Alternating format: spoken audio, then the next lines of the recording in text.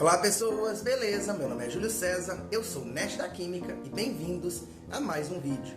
E hoje o tema deste vídeo será a disciplina de Bioquímica, mais especificamente hoje nós vamos falar sobre a incrível e fascinante respiração celular. Ou seja, hoje nós teremos uma sessão de Bioquímica aqui neste canal, no qual eu vou explicar em detalhes como funciona a incrível etapa da respiração celular. Então, basicamente, a respiração celular é uma das reações bioquímicas mais importantes no planeta Terra, para a maioria dos seres vivos. Especialmente, ela é a reação química mais importante para a nossa vida, já que é a partir dela que nós obtemos a energia para estarmos simplesmente vivos. E neste caso, essa reação química consiste na oxidação de algum composto orgânico rico em energia, por exemplo, açúcares como a glicose, pelo oxigênio do ar, produzindo gás carbônico e liberando água, liberando energia, e essa energia então será utilizada para poder efetuar vários outros processos bioquímicos no nosso corpo. Então todas as reações químicas do nosso corpo, por exemplo, nós podemos contrair o músculo e mover um braço, para podermos pensar, podermos digerir os alimentos, fazer qualquer atividade que nosso corpo faz enquanto está vivo. Essa reação química ela é responsável por gerar energia para poder sustentar todos esses processos, para manter nosso corpo em movimento, nosso corpo com o metabolismo acontecendo, ou seja, essa reação é fundamental para a vida na Terra, na maioria dos seres vivos que habitam este planeta. A reação mais simplificada do processo de respiração celular é esta. Essa reação química, simplificada dessa forma, é exatamente igual à reação de queima da glicose pelo oxigênio. Por exemplo, o que acontece quando nós pegamos a glicose e ateamos fogo nela. E a quantidade de energia liberada nesse processo, tanto na respiração celular quanto na queima da glicose pelo fogo, é exatamente a mesma. Ou seja, o nosso corpo está literalmente queimando a glicose e obtendo a energia térmica da combustão para sustentar todas as outras reações químicas que existem no nosso corpo, que acontecem.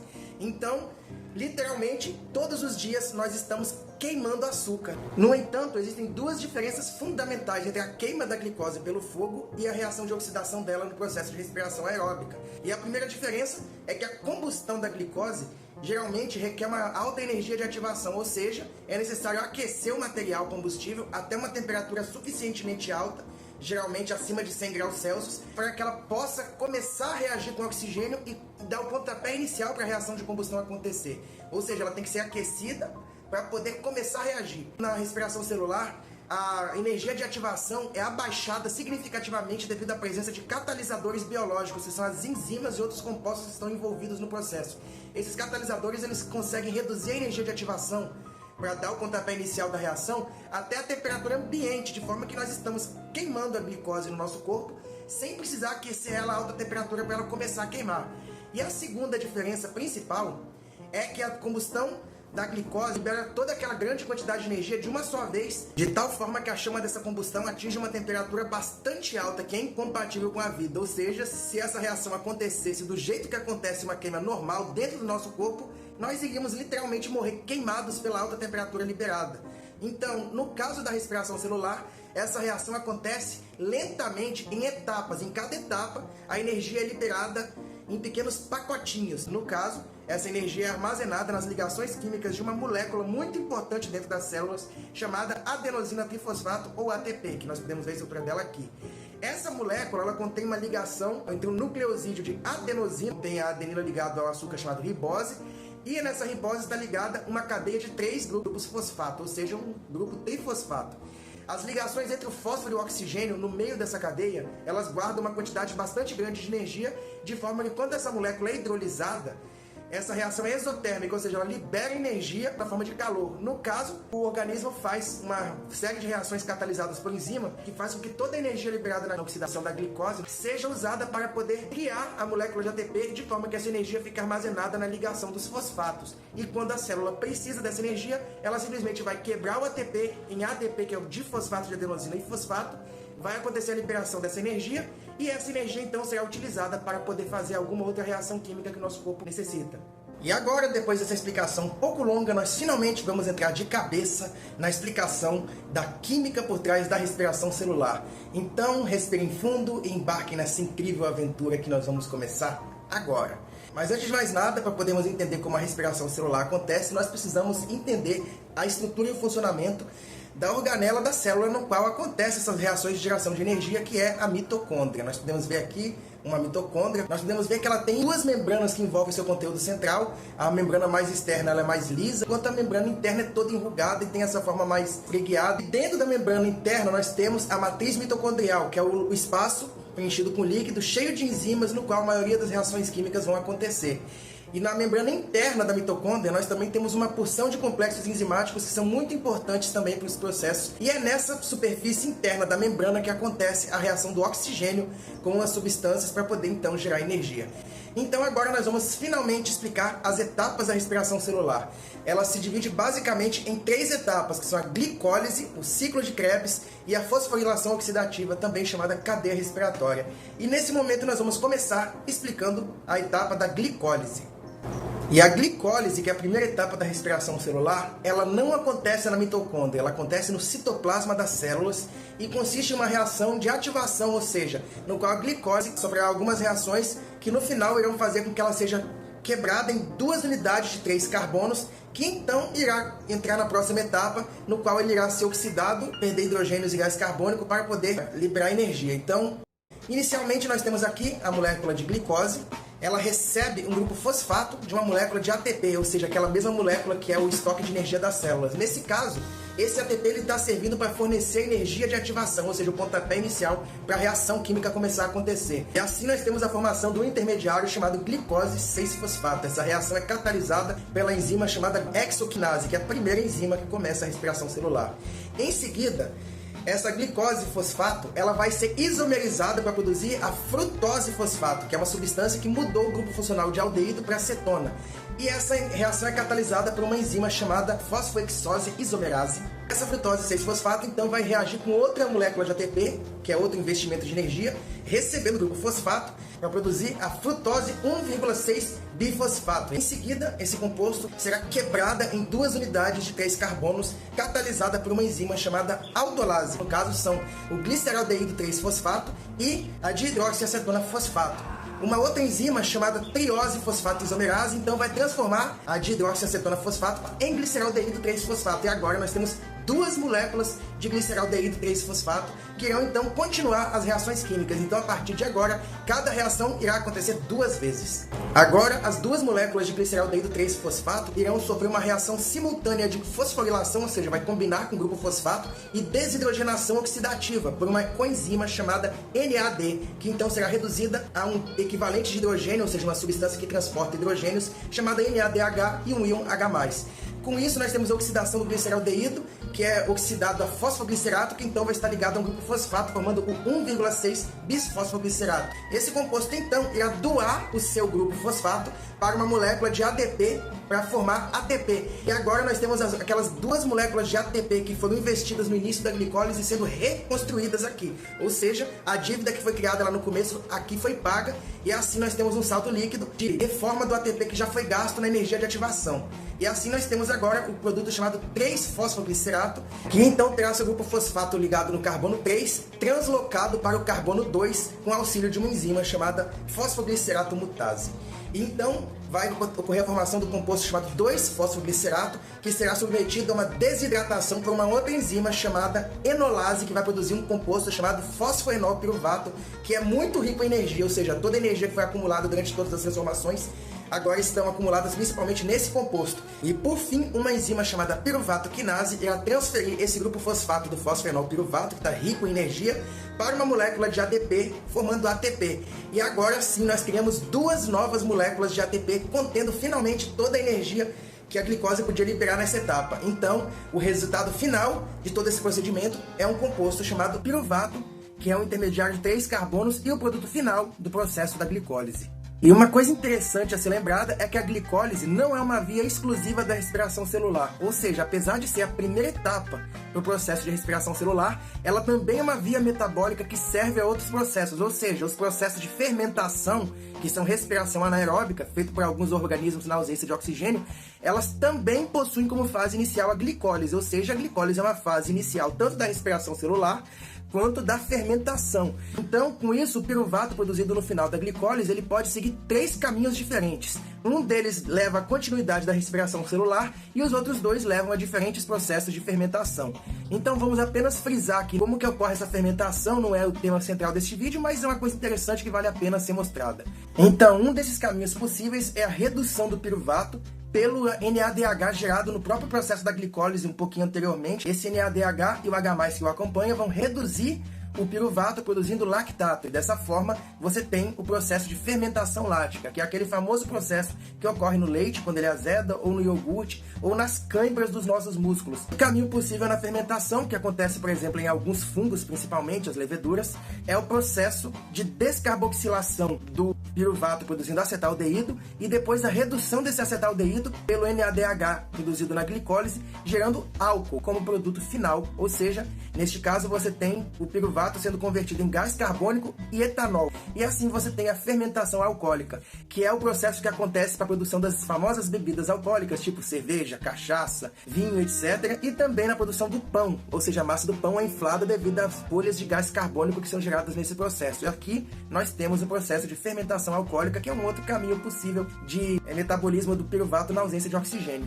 E por fim, a terceira reação é a etapa preparatória para o ciclo de Krebs, que é a próxima etapa da respiração celular. Ou seja, neste caso nós temos uma reação de conexão entre a glicólise e o ciclo de Krebs, que é a descarboxilação do piruvato, que consiste na conversão do piruvato em acetilcoenzima A, que é a substância ativa que vai entrar no ciclo de Krebs. Então, inicialmente, o piruvato ele entra dentro da mitocôndria, é transportado por algumas proteínas, e então ele chega na matriz mitocondrial, onde será submetido à ação do complexo enzimático piruvato desidrogenase. O piruvato então irá reagir com um cofator que está ligado à enzima chamado TPP, que é o pirofosfato de tiamina, que então irá sofre uma desprotonação do carbono, produzindo um intermediário bastante reativo chamado ileto. Essa substância possui uma carga negativa no átomo de carbono, que torna ele bastante reativo. Então esse carbono carregado negativamente do ileto, que é altamente nucleofílico, irá atacar o grupo cetona do piruvato, e assim vai formar um adulto temporário entre o TPP e o piruvato. Essa substância é instável, de modo que ela sofre uma mudança de elétrons por ressonância, que faz com que o grupo carboxila da extremidade do piruvato se solte como CO2. E assim nós temos a primeira reação química na respiração celular, que ocorre a liberação de gás carbônico. Após a saída da molécula do CO2, esse intermediário de 2 carbonos formado é um forte agente redutor, então ele irá reduzir um outro cofator dessa enzima chamado lipoil, de forma que vai romper uma ligação entre 2 átomos de enxofre da estrutura e se ligar a ela. E dessa forma o adulto triplo formado irá se quebrar por ser instável, liberando novamente o ileto do TPP, que sai de cena.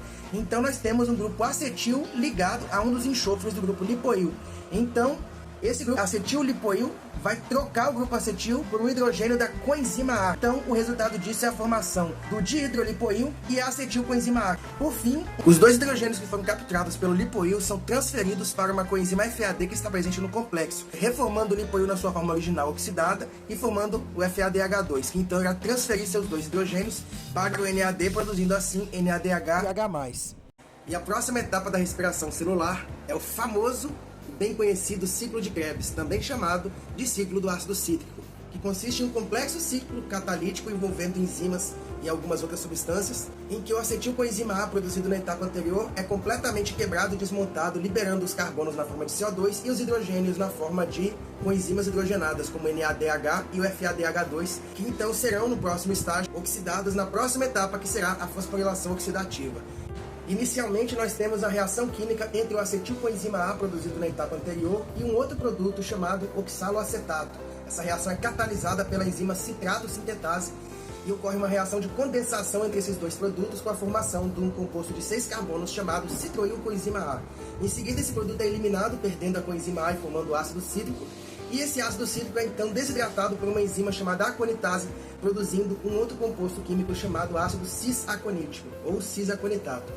A mesma enzima catalisa a reidratação desse composto, porém com os grupos H e OH da molécula de água sendo anexados à molécula em posição contrária, e isso gera um composto chamado ácido isocítrico. Esse isocitrato produzido então será desidrogenado com auxílio da coenzima NAD, produzindo um composto chamado oxalosuccinato, que logo em seguida irá perder uma molécula de CO2, ou seja, sofrer uma descarboxilação, produzindo um composto chamado cetoglutarato. E esse produto de 5 carbonos gerados nessa reação, chamado cetoglutarato, então irá sofrer uma outra reação química catalisada por uma enzima chamada cetoglutarato desidrogenase.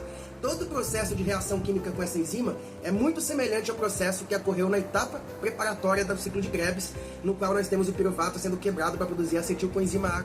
Todo esse processo é extremamente semelhante, acontece basicamente nos mesmos passos, com a única exceção de que o produto que está sofrendo a reação é o cetoglutarato em vez do piruvato. Ao final deste processo, nós temos então um produto chamado succinilcoenzima A, que contém uma grande quantidade de energia presente em suas ligações, bem como também ocorre a liberação de uma molécula de gás carbônico e 2 hidrogênios na forma de coenzima NADH e H+.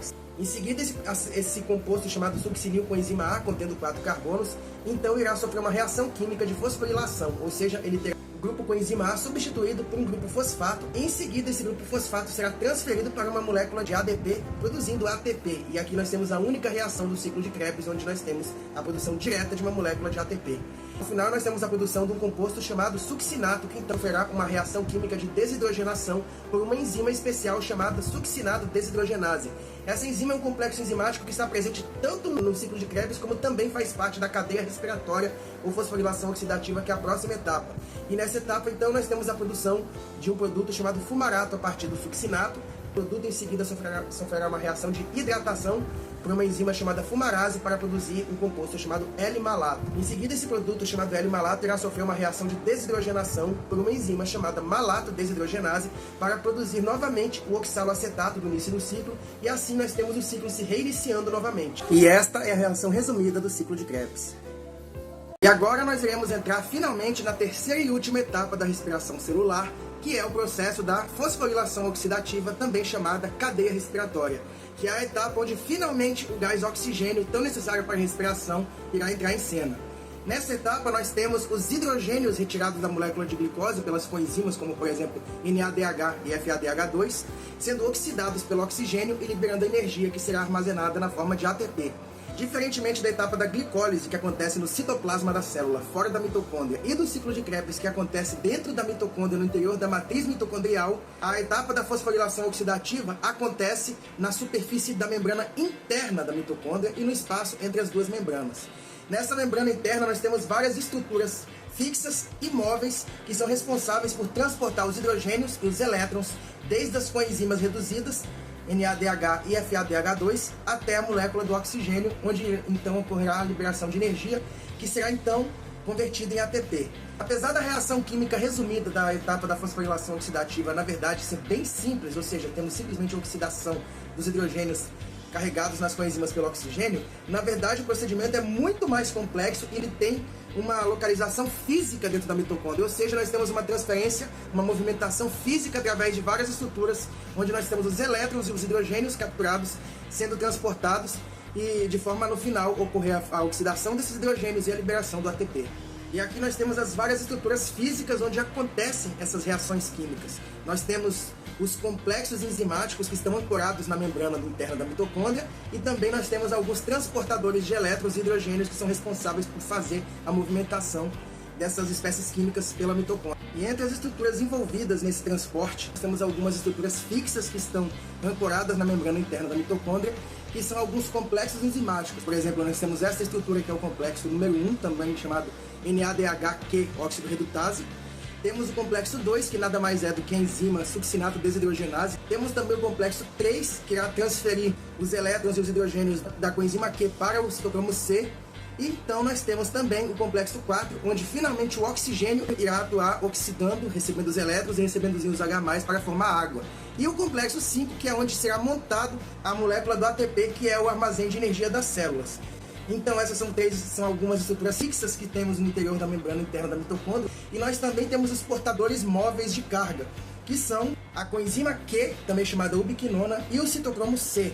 A coenzima Q ela está localizada no interior da própria membrana, ou seja, ela é uma molécula que é um dos lipídios que constituem a própria membrana. Ela é capaz de sofrer reações redox e assim receber 2 hidrogênios e 2 elétrons a cada ciclo. Então, essas coenzimas Q, elas basicamente transportam os hidrogênios capturados por dentro da própria membrana até eles chegarem em cada um dos complexos enzimáticos onde eles serão requeridos. E o citocromo C é uma pequena proteína à base de ferro que é solúvel em água e fica localizada, dissolvida no líquido que fica no espaço entre as duas membranas da mitocôndria. Ele é responsável por transportar elétrons desde o complexo 3 até o complexo 4, onde então esses elétrons serão doados aos átomos de oxigênio. E após essa breve explicação, nós finalmente vamos entender como cada um desses complexos enzimáticos funciona e como que é o percurso dos hidrogênios e dos elétrons desde as coenzimas reduzidas até chegar no oxigênio e como acontece o magnífico processo da síntese do ATP. Então, essa incrível estrutura que se parece uma bota ou também a pérola do Bob Esponja é o complexo 1 da cadeia de transporte de elétrons. Esse complexo, também chamado de NADH, que óxido redutase, é um complexo enzimático que está ancorado na membrana interna da mitocôndria e ele possui duas subunidades, uma que está engastada na membrana, fazendo parte dela, e a outra que pende a partir dessa estrutura, no qual está localizado em suas extremidades, a extremidade que está apontando para o interior da matriz mitocondrial, nós temos uma coenzima FMN, ou mononucleotídeo de flavina. Dentro do corpo dessa estrutura nós temos vários pequenos complexos de ferro e enxofre e na outra extremidade nós temos o sítio onde vai se ligar com a enzima Q.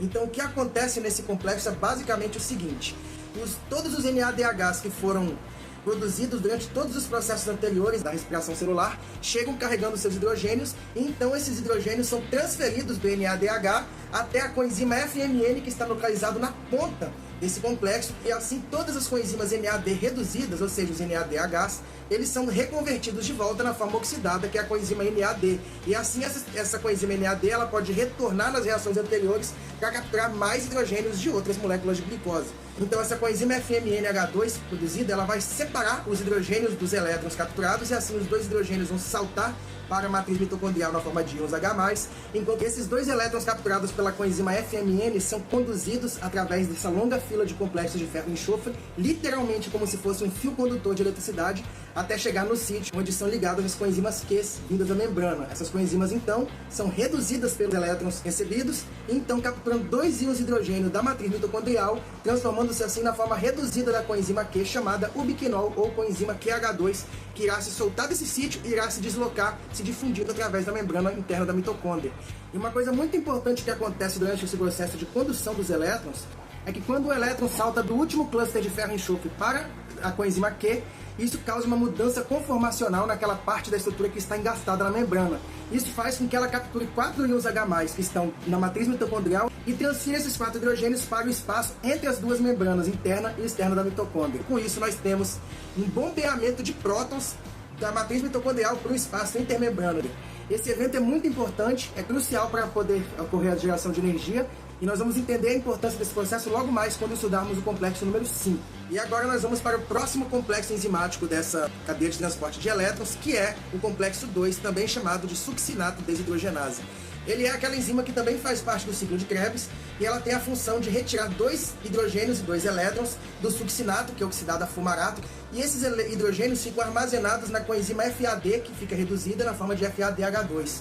Porém, logo em seguida que esses hidrogênios são capturados pelo FAD, eles são, de forma semelhante ao FMN no complexo anterior, liberados na matriz mitocondrial na forma de íons H+, enquanto os 2 elétrons são transferidos por uma curta cadeia de complexos de ferro e enxofre até chegar no outro sítio, onde também irá reduzir uma coenzima Q para QH2. Então essa coenzima QH2, que é a forma reduzida, vai se difundir por dentro da membrana interna da mitocôndria até chegar na próxima estrutura, que será o complexo número 3. E agora nós vamos para a nossa próxima estrutura, que é o complexo 3, também chamado de citocromo C, Q, óxido redutase.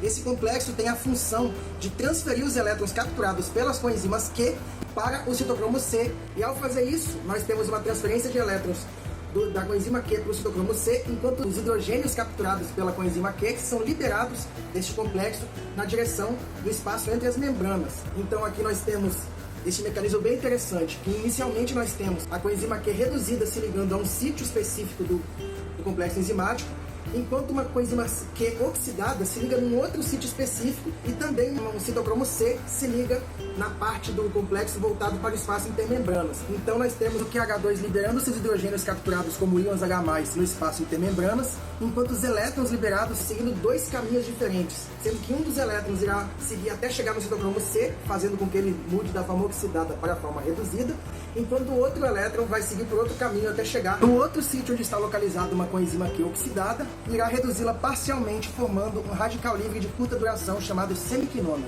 Esse radical é parcialmente estabilizado pelo complexo de ferro adjacente a ele, de modo que ele fique bem preso ali naquela estrutura, sem ser liberado e podendo causar possíveis danos por oxidação. Em seguida, esse complexo passa por uma segunda rodada, onde aquela coenzima Q que perdeu os seus 2 íons H+, e 2 elétrons, volta para dentro da membrana e é substituída por uma outra coenzima Q reduzida, ao mesmo tempo que outro citocromo C chega e se liga no local daquele que acabou de deixar o complexo. E assim nós temos novamente essa coenzima Q reduzida, liberando seus 2 hidrogênios para o espaço intermembranas e os 2 elétrons novamente seguindo os 2 caminhos. Um deles sendo usado para reduzir a segunda molécula do citocromo C e o outro seguindo até reduzir o radical semiquinona, que então irá capturar 2 hidrogênios da matriz mitocondrial e se transformar numa coenzima Q reduzida. E esse mecanismo bem sofisticado, um pouco complicado de explicar, tem 2 funções principais que consistem em fazer uma transferência eficiente de elétrons entre a coenzima Q e o citocromo C, evitando que o radical livre seja produzido e liberado, podendo causar danos às células, e ao mesmo tempo ajuda a recolher alguns íons H+, que estão na matriz mitocondrial e jogar esses íons para o espaço intermembranas. Dessa forma, nós temos também aqui um bombeamento de prótons. Então, basicamente, as coenzimas Q reduzidas chegam até o complexo 3, onde elas são reoxidadas novamente a coenzima Q, que então irão voltar aos complexos 1 e 2 para buscar mais hidrogênios e elétrons. E assim nós temos esse ciclo redox sendo estabelecido. E agora nós veremos a próxima estrutura, que é o complexo 4, também chamado de citocromo C oxidase. Nesse complexo ocorrerá a transferência dos elétrons do citocromo C para a molécula do gás oxigênio, que então será reduzida e irá combinar com íons H+ para produzir água. Ou seja, neste complexo nós temos os hidrogênios e os elétrons chegando ao seu aceptor final, que é o gás oxigênio. Neste complexo nós temos o citocromo C reduzido, chegando pela parte superior, ali no espaço intermembranas, e se conectando ao complexo, ao mesmo tempo em que o gás oxigênio chega e se liga a um complexo de ferro e cobre que está presente na parte inferior dessa estrutura do complexo enzimático. Então o citocromo C irá liberar seu elétron capturado, que irá então descer por um complexo de 2 átomos de cobre, em seguida para um complexo M de ferro, até chegar no complexo de ferro e cobre que está ligado ao gás oxigênio. Esse processo acontece 4 vezes, de forma que gradualmente a molécula do gás oxigênio será reduzida pelos elétrons que serão trazidos pelo citocromo C. Então assim nós temos o complexo 4 ligado à molécula de oxigênio. Ele irá receber 4 elétrons de 4 citocromos Cs, que então irá reduzir a molécula de gás oxigênio, que irá então capturar os íons H+ da matriz mitocondrial e reagir com eles, produzindo assim as moléculas de água. Então nós temos os elétrons e os hidrogênios chegando ao seu aceptor final, que é o gás oxigênio. E agora eu irei mostrar em detalhe como acontece o processo de redução do oxigênio no complexo 4. Essa reação acontece na base do complexo 4, na face voltada para a matriz mitocondrial, em uma estrutura chamada citocromo AA3, que é um complexo à base de ferro e de cobre. Esse complexo contém o íon de ferro mais 3, ligado a um anel de porfirina, ou seja, semelhante ao grupo M presente na hemoglobina, e também contém o íon de cobre mais 2, ligado a algumas cadeias laterais de histidina presente na proteína que forma o complexo 4. Então, inicialmente, nós temos a chegada do primeiro elétron a partir do citocromo C. Esse elétron chega e irá reduzir o ferro mais 3 presente nesse complexo a ferro mais 2. Então o segundo elétron irá chegar e vai reduzir o cobre mais 2 para cobre mais 1. E também neste momento, um íon H+ vindo da matriz mitocondrial vai protonar esse grupo OH- e irá liberar ele na forma de uma molécula de água. E isso irá deixar o espaço vazio entre o íon de ferro e o íon de cobre. Então, neste espaço vazio, irá se ligar a molécula do gás oxigênio. Inicialmente, ela irá ligar-se aos 2 centros metálicos, formando uma ponte de peróxido entre eles.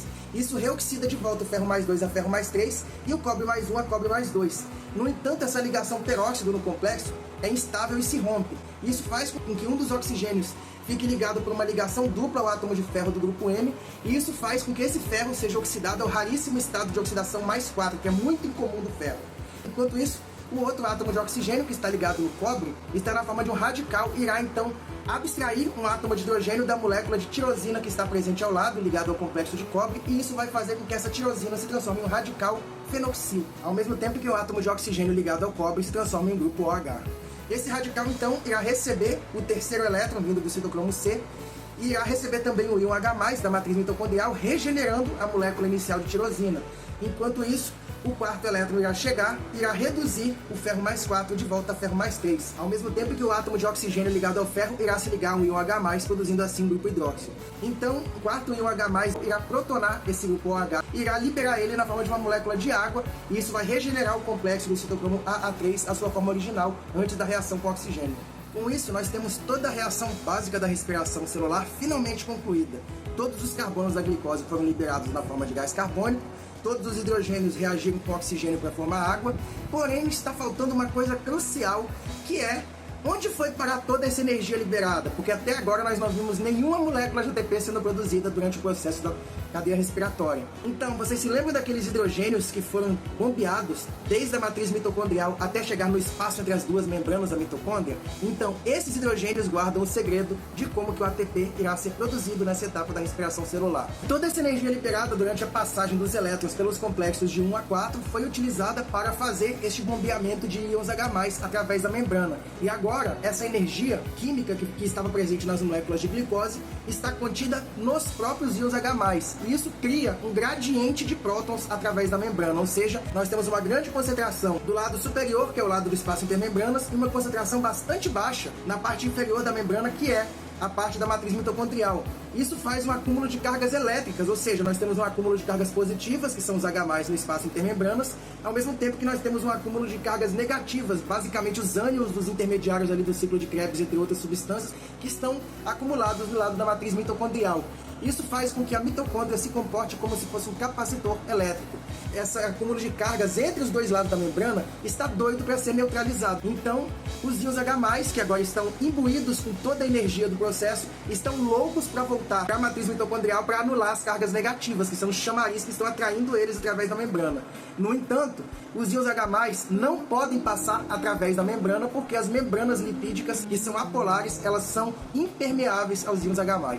E também os outros complexos, complexo 1 até o complexo 4, eles são vias de mão única, ou seja, os íons H+, eles podem passar da matriz para o espaço intermembrana, mas não podem fazer o caminho oposto, ou seja, só existe um único lugar agora em toda a mitocôndria por onde os íons H+ podem voltar do espaço intermembranas para a matriz mitocondrial, que é um canal presente no interior do complexo 5, também chamado complexo enzimático ATP sintetase, e é aqui onde as moléculas de ATP serão produzidas. O complexo 5 ATP sintetase, ele possui essa estrutura bem interessante, que consiste em uma parte que está ancorada na membrana, uma outra estrutura que é semelhante a um eixo, e na outra extremidade uma estrutura semelhante a uma abóbora ou os gominhos de mexerica, que são as subunidades alfa e beta, que é ali que irá de fato acontecer a reação de síntese de ATP.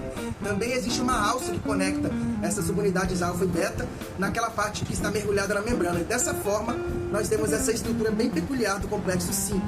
E o que acontece agora é o seguinte: cada vez que os íons H+ passam através do canal de prótons do espaço intermembranas de volta para a matriz mitocondrial, eles induzem uma mudança conformacional na estrutura dessa proteína que está mergulhada na membrana, e isso faz com que o eixo central comece a girar, ou seja, os prótons, ao passar pelo eixo, meio que acionam uma catraca no interior que fazem com que esse eixo comece a girar como se fosse um motor, ou seja, o complexo 5 é literalmente um motor movido a prótons.